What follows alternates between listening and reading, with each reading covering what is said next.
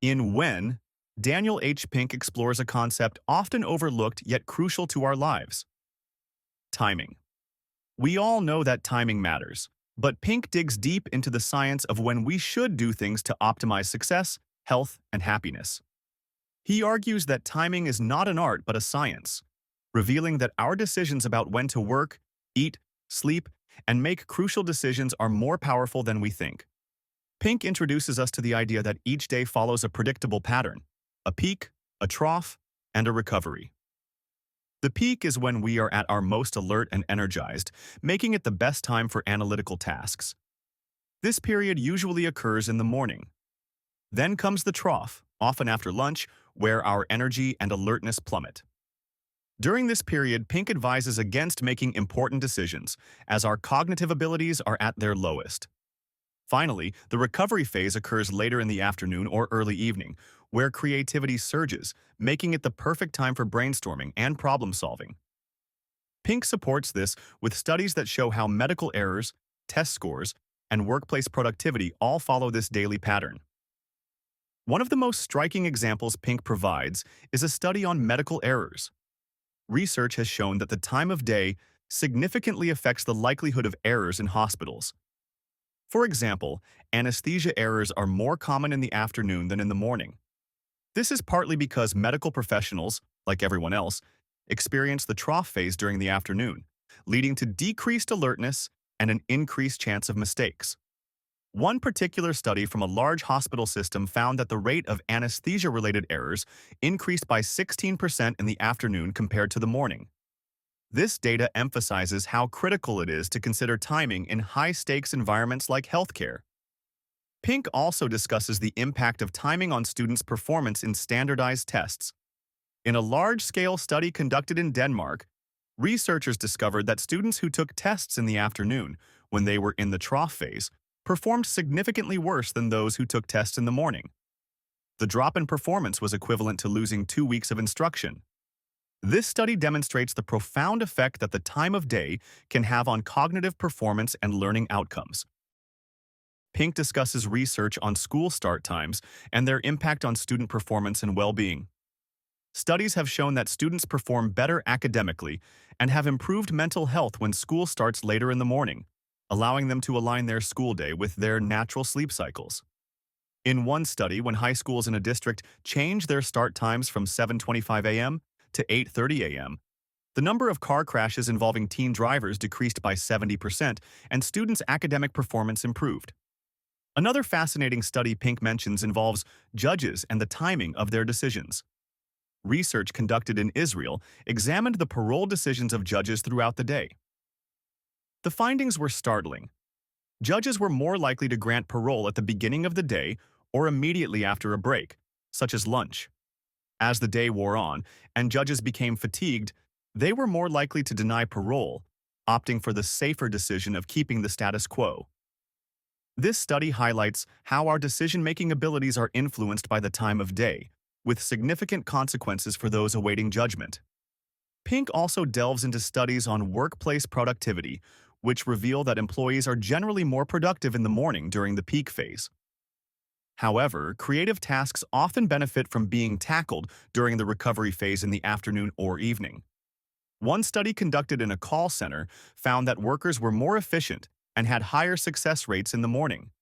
However, tasks that required creative problem-solving were often better handled later in the day when the brain's inhibitions were lower, allowing for more divergent thinking. Another area where timing plays a crucial role is in sports. Pink shares studies that show how athletes perform better at different times of the day, depending on the sport. For example, swimmers tend to perform better in the evening when their body temperature is higher, which can improve muscle function and reaction time. On the other hand, endurance athletes like marathon runners often perform better in the morning when their bodies are more efficient at burning fat as fuel.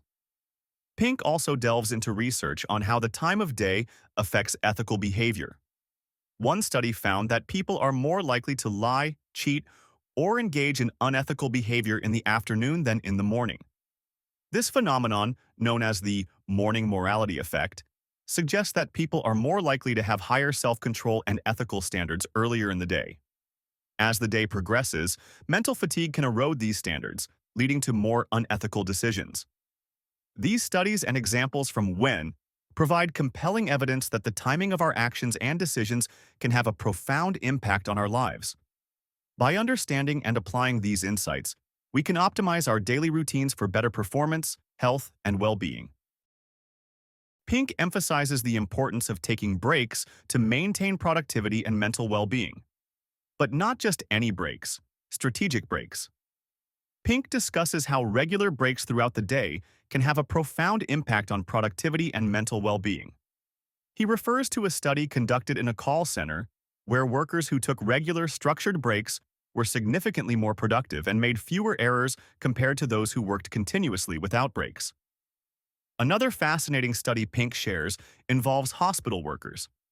Those who took regular, structured breaks throughout their shifts made fewer errors and were more productive than those who didn't. Pink shares research on the timing of workplace injuries, particularly in factories and construction sites. Studies have found that the majority of workplace accidents occur during the late afternoon, particularly between 2 p.m. and 4 p.m. This is typically when workers experience a drop in energy and alertness, known as the afternoon trough.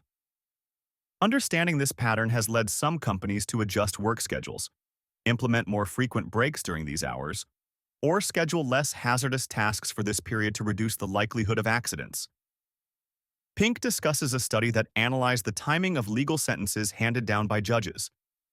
The study found that judges are more likely to issue harsher sentences just before lunch or at the end of the day, when they are likely experiencing decision fatigue. In contrast, sentences tended to be more lenient earlier in the day or immediately after breaks, such as lunch. This research has profound implications for the justice system, highlighting how external factors like the timing of a decision can influence outcomes in significant ways. These studies highlighted that the most effective breaks involve physical movement, social interaction, and time spent outdoors. For example, a 5-minute walk outside or a brief chat with a colleague can reset your brain, making you more focused and effective when you return to work. In this book, Pink introduces the concept of the nappuccino, a 20-minute nap followed by a cup of coffee. Research has shown that this combination is one of the most effective ways to rejuvenate energy levels. The science behind it is that it takes about 20 minutes for caffeine to kick in, so by the time you wake up from your nap, you feel refreshed, and the caffeine helps you stay alert. This method leverages the restorative power of short naps while preventing post-nap grogginess. Studies on napping, particularly those done on shift workers and military personnel, show that short naps can significantly boost cognitive performance, mood, and even physical endurance. Another crucial aspect Pink explores is how beginnings, midpoints, and endings influence our lives. Beginnings are powerful because they set the tone for what follows.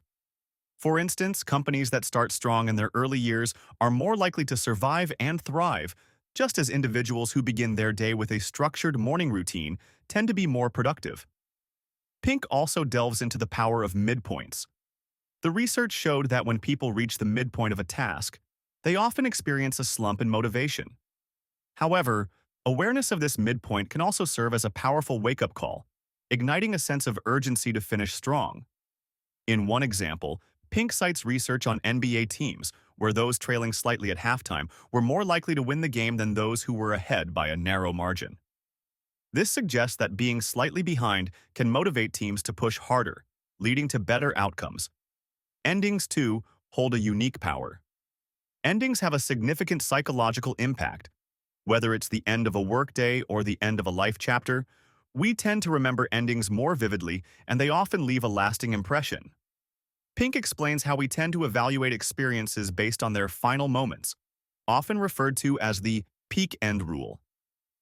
He illustrates this with a study on colonoscopy patients, where those who experienced less pain at the end of the procedure rated the overall experience more positively, even if the total pain endured was higher. This insight can be applied to how we design experiences, ensuring that they conclude on a high note to leave a lasting positive impression. Pink doesn't just focus on individual timing, but also on the importance of syncing with others.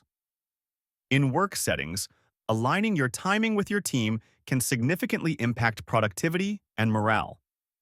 Pink refers to a study on the timing of group decisions, which found that teams that met earlier in the day made better decisions and were more cohesive than those that met later. This is because early meetings align with the peak cognitive phase of most team members, facilitating clearer communication and more effective collaboration. The next aspect to consider in timing is the temporal landmarks. Temporal landmarks are dates or events that stand out in time, helping us to start anew. Pink explains how these landmarks can serve as powerful motivators for behavior change, like New Year's Day or a birthday, which prompt us to set new goals. He introduces the concept of the fresh start effect, where people are more likely to take action towards a goal after a temporal landmark. This effect can be harnessed to create more effective personal and organizational strategies. Pink shares the story of a university study where students were more likely to start a savings plan or a new habit after significant dates, such as the beginning of the semester or right after spring break. This demonstrates how aligning goals with these fresh start moments can enhance our ability to stick to them. In summary, Daniel H. Pink provides a compelling argument in this book that timing is a science, not an art. By understanding and applying the principles of when to act, rest, and work, we can improve our personal and professional lives significantly. Whether it's knowing the best time to make decisions, the importance of breaks, or the power of beginnings, midpoints, and endings, Pink's insights offer valuable guidance for optimizing our lives. So, the next time you're planning your day, week, or year, remember that it's not just about what you do, but when you do it, that can make all the difference.